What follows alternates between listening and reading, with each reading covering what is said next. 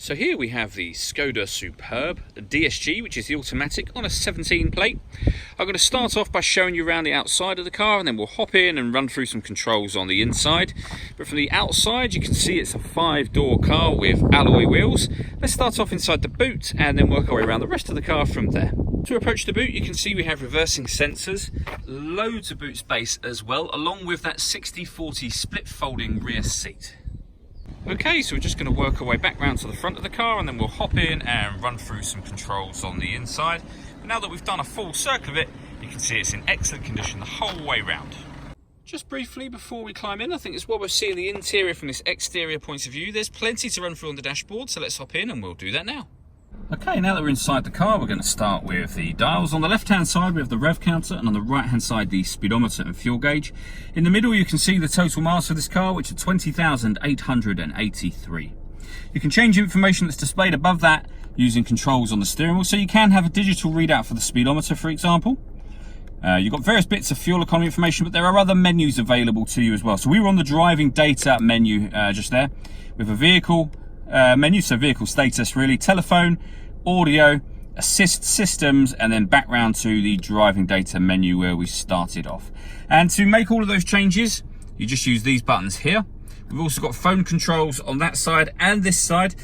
So voice activation for your phone, for example, you can't use that until you've paired the phone up, and that is done on the touchscreen over in the center here. So this is all touchscreen, as I say. You can swipe through this, or if you'd rather, you can go through every item one by one on here, which actually in some respects is easier, certainly going to be easier if you're driving. So you've got your phone menu just there, media and radio. So radio, firstly, you can see this car has got DAB, FM and AM radio.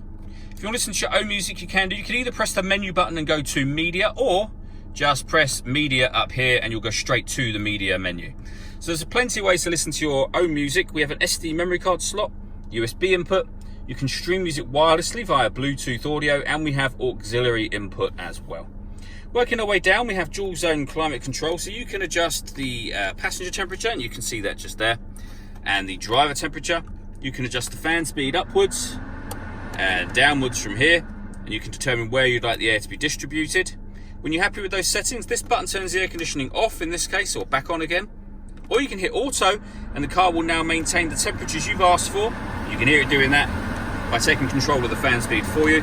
To override it, just readjust the fans to whatever level you want them on. We then have the fully automatic gearbox, so the DSG gearbox, so this is the gear lever for that. This button turns off the stop and start. This car is designed to cut out when it's stationary in traffic to save you fuel. Hit that button to turn that system off. We then have an electronic handbrake. This button here will do the deadlocks, and this one turns on the automatic handbrake. So the handbrake will turn itself on when you come to a complete stop. You can turn that system off should you wish to.